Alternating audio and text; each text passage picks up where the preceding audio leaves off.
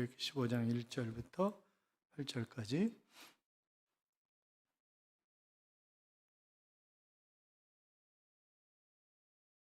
교도하겠습니다. 제가 1절 있습니다. 이때 모세와 이스라엘 자손이 이 노래로 여호와께 노래하니 일러스되 내가 여호와를 찬송하리니 그는 높고 영화로우시며 말과 그 탄자를 바다에 던지었음이로다.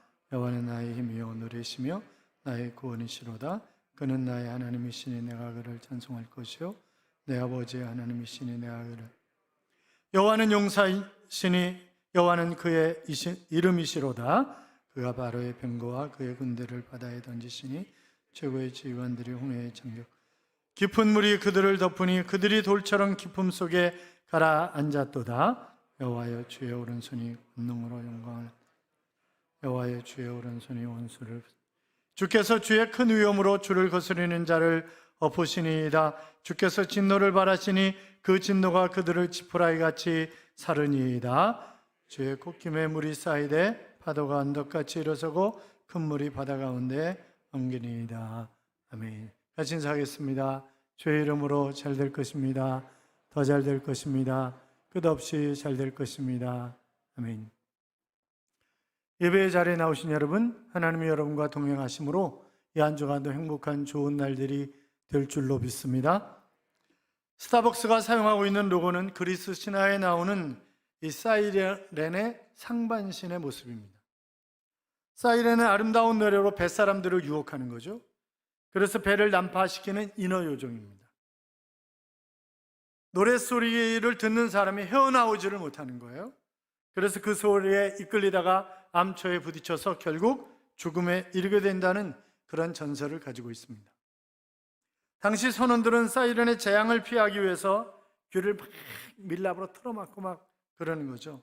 몸을 두때 기둥에 묶고 지나가는 거예요. 그런데 노래가 얼마나 혼을 쏙 빼는지 바로 그리로 가겠다고 발부동치는 그런 모습이 호모의 오디세이에도 기록되어 있으니까 하여튼 대단한 거죠. 한 번은 제자인 체이슨이 제자들과 함께 사이렌을 섬을 지나가게 되었습니다. 어떻게 하면 유혹을 이길 것인가 생각한 끝에 당대 검은고를 제일 잘 타는 올회이오스와 함께 가기로 했습니다.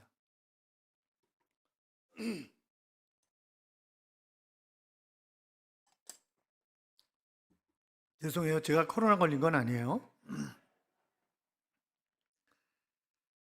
그 섬 가까이 이르렀을 때 이 체이스는 올회이오스를 향해서 당신이 잘하는 연주로 노래를 좀 해달라고 부탁을 합니다. 그래서 올회이오스는 검은고를 타며 노래를 불렀어요. 그의 제자들과 선원들이 노랫소리가 얼마나 아름다운지 사이렌이 부르는 노랫소리가 들리지 않는 것입니다. 그 결과 체이슨과 제자들은 무사히 지나가게 되었는데, 자, 외부의 유혹을 받지 않으려면 바로 내 안에 노래가 있어야 한다고 하는 것입니다. 항상 마음에 여호와를 찬송하는 노래가 있어야 되는 거죠. 듣는 노래가 아니라 내가 부르는 노래로 내 안에 충만해 있어야 합니다. 애굽에서 나온 이스라엘 백성들이 홍해에 다다랐을 때 바로의 신하들이 이스라엘 백성들을 놓아둔 것이 후회가 되는 거죠. 그래서 병거와 병력을 동원해서 이스라엘을 추격하기 시작했습니다. 백성들은 진퇴양난에 처한 것입니다. 앞에는 홍해가 가로막고 뒤에는 애굽의 군대가 추격해 오니까 이제 다시 붙잡힐 위기에 처하게 되었을 때, 이때 하나님께서 모세에게 바로 지팡이를 들어서 홍해를 가르치라고 그렇게 명령을 하셨고, 모세가 지팡이를 들어서 홍해를 가르쳤을 때 바로 동풍이 불어왔고 물을 쫙 갈라놓습니다. 그래가지고 육지처럼 이스라엘 백성들이 건너게 되는 거잖아요. 200만에서 약 300만 정도 되니까 그들의 행렬이 어땠을까를 우리가 생각해 볼 수 있습니다. 그리고 그들이 다 끝났을 때 하나님은 바로 바람을 불어서 물을 합쳐버렸습니다. 그래서 애굽의 군대가 수장되는 그런 장면을 우리가 볼 수 있는데, 자, 이 놀라운 광경을 목도한 이스라엘 백성들이 어떻게 하나님을 찬양하지 않을 수 있었겠습니까? 그렇잖아요. 하나님의 은혜를 깨닫는 자는 마땅히 하나님을 찬양하는 것입니다. 본문에 보면 하나님의 도우심으로 홍해를 걷는 이스라엘 백성들의 노래가 이제 쭉 15장에 나와 있는 거예요. 우리가 이것을 모세의 노래라고 그렇게 이야기를 합니다만, 여기 반복되는 단어들이 있어요. 내가, 나, 또 그의, 그, 여호와 하나님, 이런 단어들이 계속 반복되고 있는 것을 볼 수 있는데, 나라고 하는 것은 바로 이 찬양을 부르는 주체를 나타내는 거죠. 모세와 이스라엘 백성들은 내가 여호와를 찬송하리니 그랬습니다.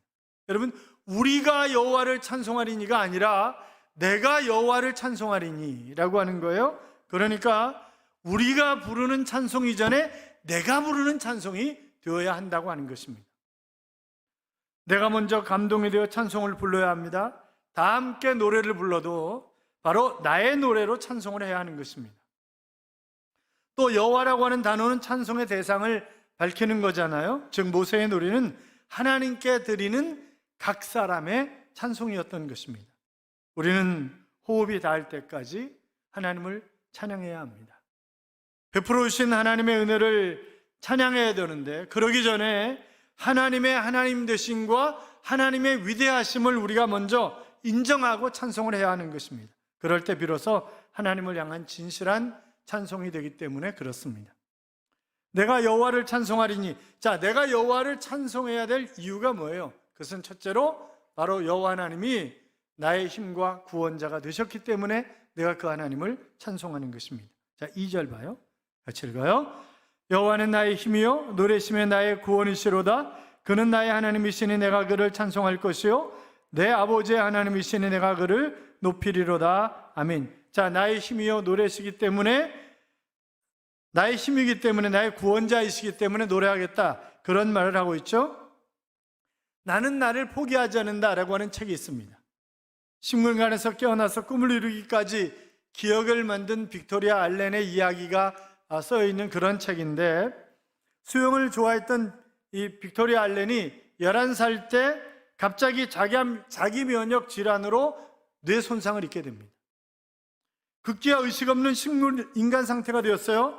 의사는 회복할 가능성이 없다고 뇌사 판정을 내렸습니다. 그러나 가족들이 포기하지 않는 거예요. 집으로 데려와서 끊임없이 찬송가를 불러주고 성경을 읽어주는 것입니다. 4년째 되던 2010년 빅토리아가 의식을 회복하는 그런 기적이 일어났습니다. 그런데 의사소통이 가능해졌을 때, 자기가 그동안 식물인간이 되어서 누워있을 때 가족들이 들려준 그런 찬송, 그 성경 말씀을 다 기억한다는 거예요. 기억이 난다는 거예요. 의식은 돌아왔는데, 그런데 척추신경이 손상을 입어서 휠체어를 타고 생활하는 것입니다. 너무 괴로운 거예요, 자기가. 왜? 내가 좋아하는 수영을 할 수 없으니까 너무 괴로운 거죠. 가족들은 그녀의 몸이 수영했던 그것을 기억하고 있을 것이다 라고 생각을 하고, 너무 괴로워하니까 그를 들어서 수영장에 확 던져버렸습니다. 그랬더니 자기도 모르게 막 수영을 하는 거예요. 그래가지고 그가 2012년 그 런던의 패럴 올림픽에 참석해서 100m 자유형에서 금메달을 땁니다. 대단한 거죠. 이후에도 걷기 위한 노력을 쏟아냈고, 그 결과 병에 걸린 지 10년 만에 기적적으로 일어서서 걷게 되었습니다. 2015년 미국 스포츠 방송 ESPN에 입사해서 캐스터가 되고 배우, 모델, 강연자로 그런 행복한 삶을 살아가고 있습니다. 그리고 틈이 날 때마다 나의 힘이 되신 하나님을 간증하는 것입니다. 여러분, 하나님은 당신을 의지하는 자에게 힘이 되어주시는 하나님이십니다. 힘든 일 있으십니까? 불가능한 일에 막혀 있습니까? 나의 힘이 되시는 하나님을 찬양하시기 바랍니다. 그 하나님께서 놀라운 그런 역사를 우리에게 주셔서 일어나게 하실 것입니다. 시편 18편 1절 이하에 보면, 나의 힘이신 여호와여 내가 주를 사랑하나이다. 여호와는 나의 반석이시요 나의 요새시요 나를 건지시는 이시요 나의 하나님이시요 내가 그 안에 피할 나의 바위시요 나의 방패시요 나의 구원의 뿌리시요 나의 산성이시로다 했습니다. 자, 이 모세와 이스라엘 백성은 신비한 하나님의 힘과 구원을 체험했잖아요. 홍해를 가르시고 애국 군대를 물에 수장시켜 버리신 그 하나님, 우리를 건져내신 구원하신 그 하나님을 찬양하는 것입니다. 여러분, 하나님을 찬송해야 할 이유는 나의 힘이 되시고 나를 구원하신 그 하나님을 찬송하는 것입니다. 우리도 마찬가지잖아요. 독생자 예수님을 십자가에 못 박아 달려 죽게 하심으로 우리를 구원하셨잖아요. 그리고 천국을 예비해 두신 것입니다. 또 우리를 통해서 세계를 구원하시고자 하는 그런 계획을 하나님이 세워놓으셨는데, 이런 놀라운 일을 하셨고 또 구원을 계획하신 그 하나님을 왜 우리가 찬양하지 않겠습니까? 그렇잖아요. 보배로운 피를 흘려 영영 죽을 죄에서 구속함을 얻은 우리 어찌 찬양 안 할까라고 하는 그런 찬송이 있는 것처럼 우리는 찬양하지 않을 수 없습니다. 중심에서 감격과 함께 터져나오는 찬송은 오직 구원의 은혜를 깊이 체험한 사람만이 드릴 수 있는 그런 찬송입니다. 유진 클락이라고 하는 사람이 있어요. 이 사람이 유명한 복음성가 50곡과 칸타타 2곡을 썼습니다. 그의 찬송은 빌리그람 집회 때 많이 불려졌습니다. 그런데 그는 42살 때 시각장애인이 된 것입니다. 심한 신경통으로 하반신마저 마비되는 불행을 겪었습니다. 그러나 하나님을 향한 그의 영혼은 더욱 순수해졌고 은혜로운 마음으로 찬송이 끊임없이 떠오르는 거예요. 유진 클락의 찬송은 사람들에게 감동을 주었고 많은 사람들의 영혼을 구원해냈습니다. 그는 이렇게 얘기를 합니다. 찬송은 작곡이나 연주의 기술보다 자기의 혼이 얼마나 반영되어 있느냐에 따라서 능력이 나타나는 것입니다. 그렇게 얘기합니다. 생명을 다하여 작곡하고 하나님이 나의 구원자이심을 노래했더니 바로 수없이 많은 사람들의 심령에 그 진한 감동을 주었고, 그의 그 노래를 듣는 사람들마다 주님 품에 가고 싶은 그런 마음이 생겨났고, 그래서 수없이 많은 사람들이 구원을 받게 된 것입니다. 기적이 있어서 찬송하는 것이 아니라 찬송하면 기적이 일어나는 것입니다. 홍콩에 있는 교회가 한인교회죠. 대한민국에 있는 그 유명한 목회자들을 전부 초청해서 집회를 했습니다. 그런데 한 해는 온누리교회 찬양팀을 초청을 해가지고 일주일 내내 다른 것 아무것도 안 하고 찬양 집회만 하는 거예요. 그런데 그때 받은 은혜가 그 어떤 부흥회 때보다 훨씬 더 많은 은혜를 받았다고 하는 것입니다. 우리도 어느 날 그냥 낮 예배를 찬양만 하는 걸로 한번 해볼까요?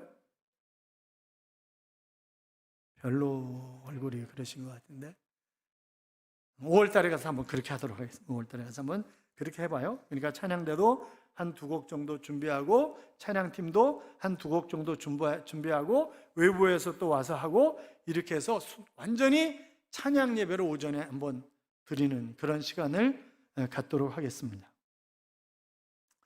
사랑하는 여러분, 그 어려운 상황 가운데 있다 할지라도 나의 힘이 되신 하나님, 나의 구원자 되신 하나님, 그 하나님을 찬송함으로 놀라운 하나님의 기적을 어려운 상황 가운데서 체험하여 다시 일어서는 그런 역사가 여러분 삶 속에 끊임없이 일어날 수 있기를 주님의 이름으로 축복합니다. 뿐만이 아니라 그 하나님이 나의 권능자이시기 때문에 내가 그 하나님을 찬송하는 것입니다. 자, 6절 봐요. 6절 같이 읽어요. 여호와여 주의 오른손이 권능으로 영광을 나타내시니이다. 여호와여 주의 오른손이 원수를 부수시니이다. 여기 오른손은 하나님의 능력을 상징하는 그런 손이죠. 아빠와 아들에 관한 짧은 이야기 3개를 여러분에게 들려드리겠어요? 첫째 이야기는 목욕탕에서 생긴 일인데 이미 오래전에 들은 그 유머 가운데 하나입니다. 공중 목욕탕에서 아빠와 아들이 함께 목욕을 합니다. 아빠가 온탕에 들어가면서 시원해 이렇게 얘기하는 거예요. 아빠 진짜 시원해? 그럼 얼마나 시원한데 너도 들어와 봐. 그래가지고 퐁당 들어갔더니 뜨거워가지고 뜨거워! 그러면서 아들이 아빠를 향해서 뭐라 그랬을까요? 세상에서 믿을 놈 하나도 없네. 이렇게. 두 번째 이야기는 수영장에서 생긴 일인데 수영장에서 수영 못하는 아이가 아빠와 함께 수영을 배우고 있었습니다. 아빠는 어린아이들에게 수영을 가르치려고 아이의 배에 손을 대가지고 아이를 띄워서 물장구를 치라고 얘기를 하는 것입니다. 막 물장구를 치는데 자기 키보다 더 깊은 그런 물 가까이 가서도 막 계속 물장구를 치는 거예요. 그러니까 아빠가 손을 그냥 싹 놨어요. 그런데도 정신없이 물장구를 치는 거죠. 야 무섭지 않아? 너 네 키보다 더 깊어. 너 빠져 죽을 수도 있으니까. 아빠는 참 걱정도 팔자야. 내가 빠지려면 아빠가 딱 받쳐줄 텐데 내가 왜 두려워? 그렇게 얘기를 하더라는 거죠. 또 한 가지 이야기는 자전거에 관한 이야기인데 아이들이 자전거를 처음 배울 때 아빠에게 배울 때가 많습니다. 자전거를 가르치던 아빠가 처음에는 자전거가 넘어지지 않도록 뒤에서 이렇게 붙잡아 주는 거잖아요. 그런데 아들이 조금 익숙해졌다 싶더니 아빠는 살그머니 뒤에서 자전거를 잡은 손을 놓았습니다.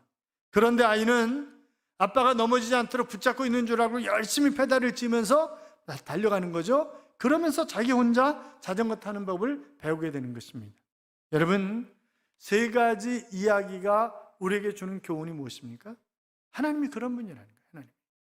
하나님 우리 아버지시잖아요. 우리는 세상을 살면서 많은 두려움들이 옵니다. 언제 두려움이 옵니까? 나보다 상대가 더 빡세다고 생각되면 두려움이 오는 거예요. 아니 보세요, 이스라엘 백성들이 전쟁을 하는데 골리앗 딱 보니까 등치에 눌려가지고 그들이 가지고 있는 무기에 눌려가지고 이스라엘 군대뿐만이 아니라 그 군대에 가 있는 다윗의 형들도 벌벌 떠는 거잖아요. 그러니까 상대가 나보다 크다 그렇게 생각하면 힘이 있다 라고 생각하면 또 한 번 실패했으면 그 일을 할 때 두려운 거예요. 그래서 저도 번데기 안 먹는다고 말씀드렸잖아요. 번데기 한번 먹어가지고 두드러기 나가지고 그 다음서부터 절대 번데기를 안 먹어요. 그 다음에 한번 먹어봤더니 또 두드러기 나더라고. 그러니까 이제 그 다음서는 안 먹는 거예요. 자라보고 놀란 것은 소뚜껑 보고 놀란다, 그런 얘기도 있잖아요. 과거의 실패의 경험이, 과거의 아픈 경험, 놀랐던 그런 경험이 내 발목을 붙잡는 것입니다. 안 돼, 옛날에 해봤었잖아, 이건 안 되는 거야. 여러분, 진짜 두려운 건 뭐예요? 내가 무섭고 놀라우는 것, 그것이 아니라 실패했던 그런 추억, 그것이 내 발목을 잡는 것이 사실은 무서운 것입니다. 이런 패배의식에 사로잡혀 있는 한 우리는 그 어떤 것도 할 수 없습니다. 또 내가 의지할 데가 없으면 그럼 두려운 거예요. 여러분, 우리가 동사무소 가서도 아는 사람이 있는 것과 없는 것은 전혀 얘기가 다른 얘기예요. 지난번에 사전 투표할 때 그때 갔는데 어떤 사람이 쇠책이 가지고 앞에서 탁 하는 거예요. 보니까 그 선거위원 가운데 아는 사람이 있는 거야. 제가 요새는 착해가지고 그냥 여보 뒤로 가. 제가 그러지 않지. 옛날 같았으면 제가 그랬죠. 옛날 같았으면 이봐 뒤로 가. 정신 못 차리고 말이야. 그러니까 제가 가만히 보면 제가 많이 착해진 건지 약해진 건지 구분이 좀 잘 안 돼요. 그래서 말씀드렸잖아요. 갈매청 걸으면 난 정말 열받는 게, 개 키우는 건 좋다 이거예요. 개 키우는 건. 똥 싸면 왜 안 가져? 오줌 싸는 것도 이거 받아야 되는 거 아니에요? 오줌 싸는 것도? 그렇잖아요. 그런데 그걸 그냥 놔두고 가요. 정말 불러서 제가 뭐라고 그러고 싶은데 가만히 참는 거예요. 왜냐면 우리 교회 왔다 간 사람일까 봐. 참아요. 왜냐면 이게 요새는 그래도 마스크 쓰고 이러고 모자 쓰고 이러고 하면 누군지 잘 모르니까. 그런데 그 전에 이렇게 갈매청 걷고 이러면 안녕하세요 목사님 이러고 그러니까 나 잘 모르겠는데 안녕하세요 목사님 자꾸 그러니까 그래도 가까운 데도 늘 차 타고 다니는 거야. 가까운 데도. 근데 요새는 아주 마스크 쓰고 모자 쓰고 이러면 잘 모르잖아요. 지난번에는 마스크 쓰고 이렇게 딱 걷는데 유은숙 권사님 같더라고. 그래가지고 권사님 이래려다가 참았는데 그 다음 주일날 물어보니까 자기 아니래. 그러니까 이게 누군지 잘 몰라. 이게 누군지 잘 모르는 거예요 요새는. 그렇죠? 그러니까 우리가 돈이라든지 명예라든지 권력이라도 있으면 좀 폼을 잡을 텐데 아무것도 없으면 이게 두려운 거예요 항상. 그런데 두려워하지 말아야 할 이유가 있어요. 우리 아버지 누구다? 하나님이다. 자, 6절 다시 읽어요. 여호와여 주의 오른손이 권능으로 영광을 나타내시니이다. 여호와여 주의 오른손이 원수를 부수시니이다. 이사야 41장 10절에 보시면 두려워하지 말라 내가 너와 함께함이니라. 놀라지 말라 나는 내 하나님이 됨이니라. 내가 너를 굳세게 하리라. 참으로 너를 도와주리라. 참으로 나의 의로운 오른손으로 너를 붙들리라. 그렇게 말씀하셨습니다. 여기 5가지 약속이 나와 있죠. 내가 너와 함께한다. 임마누엘의 하나님이 세상 끝날까지 우리와 함께 하시겠다고 약속을 하셨습니다. 나는 내 하나님이 됨이니라. 하나님은 언제나 나의 하나님이십니다. 너의 하나님이 아니에요. 저들의 하나님이 아니에요. 나의 하나님이 나의 하나님. 그분이 나의 하나님이라는 거예요. 그러면서 내가 너를 굳세게 하겠다. 내가 너를 도와주겠다. 그렇게 말씀하셨어요. 내가 힘들어할 때 하나님이 나를 굳세게 하시고, 내가 지쳐 비틀거리고 쓰러질 때 하나님이 나를 도우셔서 일으켜 세워주시는 그런 하나님이 되시게 하겠다는 거예요. 뿐만이 아니라 나의 의로운 오른손으로 너를 붙들겠다. 앞에 말씀들 다 중요한 말씀이지만 여기 오른손은 뭐예요? 권능의 팔이에요. 그러니까 성경에서 보면 오른쪽은 항상 올바르고 복된 방향을 나타내는 것입니다. 오른쪽은 나를 변론해 주거나 도와주는 사람이 서는 그런 자리입니다. 그러므로 오른손이란 위엄과 권능과 영광과 명예를 뜻하는 그런 표현인데, 오른손은 구원의 손이고 정의의 손이고 재능의 손이고 맹세하고 서약하고 선언할 때 사용하는 그런 손입니다. 그러므로 오늘 하나님의 오른손이 나를 붙들어 준다라고 하는 말은 하나님의 권능과 위엄과 능력이 나와 함께 하시겠다고 하는 그런 약속 아니겠어요? 사랑하는 여러분, 우리가 세상에서 어떤 실패와 좌절과 질병과 고통을 당한다 할지라도 두려워하지 않고 놀라워하지 않을 수 있는 이유는 하나님의 오른손이 나를 붙들어 주시기 때문에 그렇습니다. 그러니까 우리가 찬양해야 되는 거죠. 자, 출애굽을 방해하는 원수의 악한 행위가 하나님과 게임이 되겠습니까? 게임이 안 되는 거죠. 마지막 순간까지 바로가 쫓아왔지만 그의 마병과 병거들은 하나님께서 바람 한번 살짝 부니까 그냥 물이 합쳐져가지고 물에 수장되고 말았습니다. 얼마나 놀라운 능력이냐 말이죠. 모세는 하나님의 능력을 찬송하면서 하나님의 행하신 역사를 강조했습니다. 전능하신 하나님께서 이스라엘 백성을 위하여 베풀어 주신 기적은 오늘도 얼마든지 우리에게 베풀어 주시는 것입니다. 하나님의 손에 의해서 악한 원수들이 한순간에 홍해 가운데 사라지게 되는 그런 하나님의 능력을 목격한 이스라엘 백성들은 그 감격을 노래했습니다. 그 하나님이 누구라고요? 다시, 하나님은 나의 아버지십니다. 두려워하지 마십시오. 하나님을 찬양하십시오. 권능의 손이 우리와 함께 하실 줄로 믿습니다. 뿐만이 아니라 하나님이 나의 인도자이시기 때문에 그 하나님을 찬양하는 거예요. 자, 17절 봐요.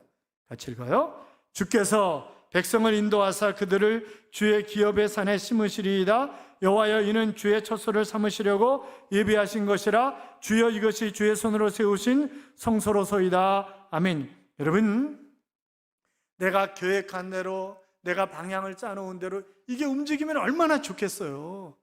우리가 늘 계획을 세우면서 살아요. 시험 볼 때도 계획을 세우잖아요.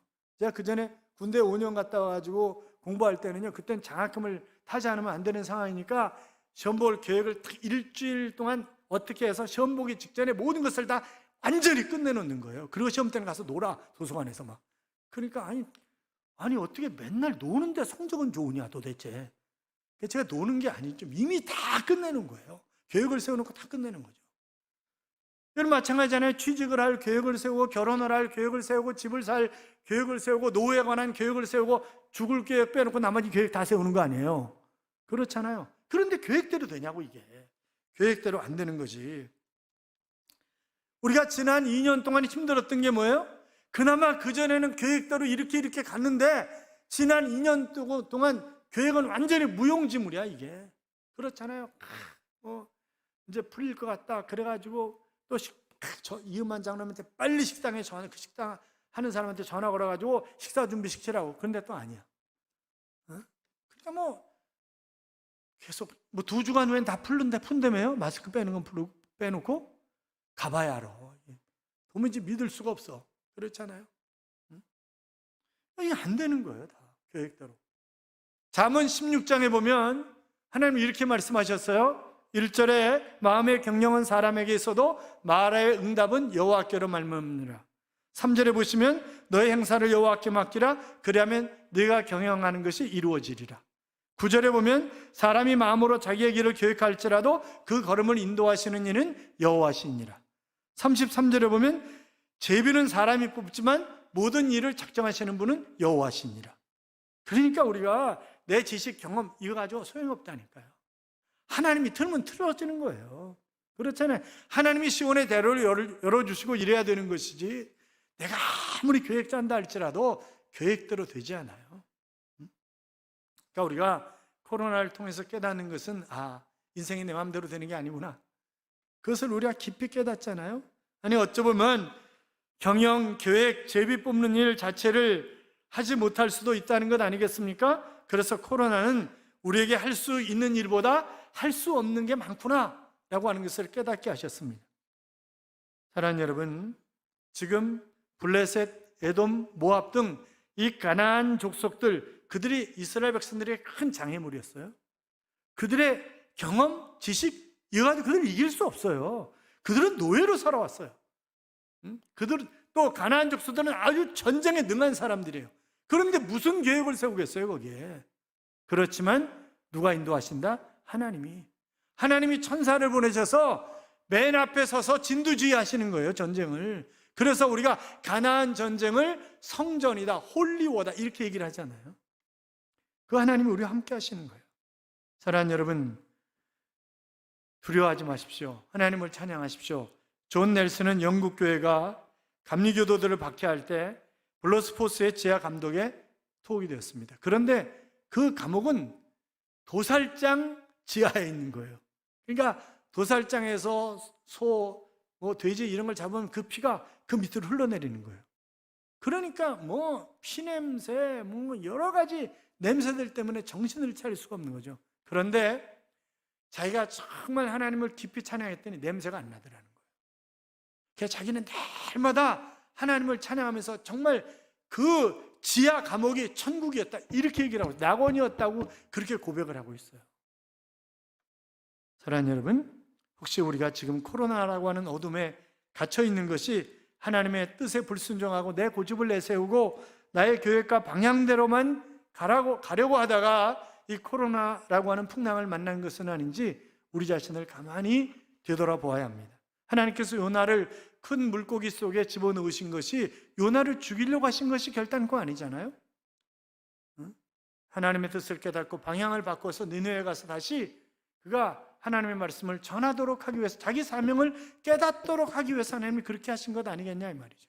그러니까 우리가 이 코로나를 겪으면서 나를 향하신 하나님의 뜻이 무엇인가라고 하는 것을 깊이 묵상해 볼 필요가 있습니다. 예레미야 10장 23절에 보시면 사람의 길이 자신에게 있지 아니하니 걸음을 지도함이 걷는 자에게 있지 아니하나이다. 내 마음대로 걸어가는 건 아니라는 거예요. 내 뜻대로 되는 거 아니라는 거예요. 인생의 길을 내가 지고 가는 것 아니라는 거예요. 하나님이 내 인생 길을 지고 계시는 거예요. 내 뜻과 의지로 여기까지 오는 것 아니잖아요. 길을 결정하신 분 하나님이셨습니다. 내가 오늘 이렇게 이 자리에서 예배를 드릴 수 있는 것도 전적인 하나님의 은혜인 줄로 믿습니다. 사랑하는 성도 여러분, 내 경영대로 되지 않는다고 원망하고 내가 세운 계획대로 이루어지지 않는다고 불평하지 말고 내가 걷는 이 걸음이 꼭 옳은 길이라고 내가 제비 뽑은 것만이 정답이라고 그렇게 생각하지 말자고요. 이를 이루시는 하나님, 인도하시는 하나님, 그 하나님을 찬양하며 살자고요. 하나님을 향한 찬송을 여러분은 어떻게 부르시고 계십니까? 기쁨이 없이 입술만 달짝거리는. 제가 이제 집사님 5예배 왜 안 나와요? 그랬더니 전 찬양이 싫어서 안 나옵니다. 그러시는 분이 계세요. 앞에 계속 찬양하잖아요. 그래서 안 나와요. 오래전에 이제 그러시더라고요. 우리가 이 땅에 존재하는 이유가 하나님을 찬양하기 위해서 존재하는 거예요. 이사야에서 보면 그렇잖아요. 하나님은 나에게 어떤 하나님이십니까? 나의 힘이 되시고 나의 구원자 되시는 하나님이십니다. 그분은 권능의 하나님, 능력의 하나님이십니다. 그 능력을 하나님이 나에게 주신단 말이죠. 그 하나님 나의 인도자 되시는 그런 하나님이십니다. 그 하나님을 높이 찬양함으로 하나님이 나와 동행하셔서 어떤 어려운 상황 가운데 있다 할지라도 그것을 멋지게 딛고 일어서서 하나님을 경배하는 그런 하나님의 자녀들이 되시기를 주님의 이름으로 축원합니다. 축원합니다. 이미 몇 주 전부터 광고를 드렸던 것처럼 오늘은 신학교 주일입니다. 여러분, 정말 좋은 목회자들이 나오지 않으면 한국교회는 희망이 없습니다. 신학교에 지원을 안 합니다. 모든 신학교가 다 미달입니다. 제가 신대원장 할 때 신입생이 300명이에요. 그런데 300명 중에서 45명인가가 없더라고. 어디 갔냐니까 딴 데도 붙어 딴 데로 갔대. 미달된 데가 많아가지고 다 가는 거예요. 그때는 거기도 미달이 안 되는데. 그래서 2학기 때 그냥 넘치도록 채웠습니다만 모집이 안 돼요 지금. 그래서 계속 장신대학원들을 학생 수를 줄이고 있어요. 모집이 안 돼. 그래서 총회는 이번에 학생들을 모집해서 그냥 전액 장학금을 주고 도서비도 주고 이러면서 학생들을 키우기로 했어요. 그게 안 되면 한국교회 없는 거예요, 내일이. 그렇잖아요. 그러니까 우리도 힘들고 어렵지만 커피 한 잔 덜 먹고 점심 한 번 덜 사 먹고 그리고 우리가 헌신을 하자고요. 그래서 후학을 키우자고요. 이런 찬양이 있죠. 나의 힘이 되신 여호와여, 내가 주님을 사랑합니다. 주는 나의 반석이시며 나의 요새시라. 주는 나를 건지시는 나의 주 나의 하나님, 나의 피할 바위시요 나의 방패시라. 나의 하나님 구원의 뿌리시요 나의 산성이라 라고 하는 그런 찬양입니다. 그렇습니다. 그분은 나의 힘이 되시고 나의 산성이 되시고 나의 구원의 뿌리 되시고 나의 피난처가 되시는 하나님이십니다. 일평생 그 하나님을 찬양하시기를 주님의 이름으로 축원합니다. 축원합니다.